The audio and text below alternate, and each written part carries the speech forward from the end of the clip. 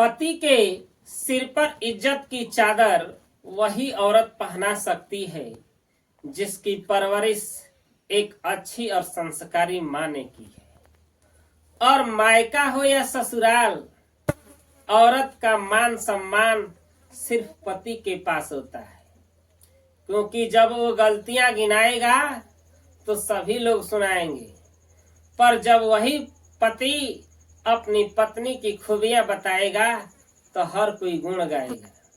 इसलिए आपसे कहना है दोस्तों, एक सही औरत गरीब आदमी को भी बादशाह बना सकती है और एक बदचलन औरत बादशाह को भी सड़क पर ला सकती है।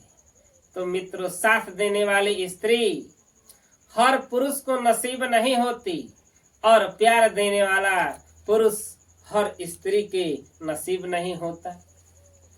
तो मित्रों, यदि इन विचारों से आप सहमत हैं तो चैनल को सब्सक्राइब करें, लाइक कमेंट शेयर करें।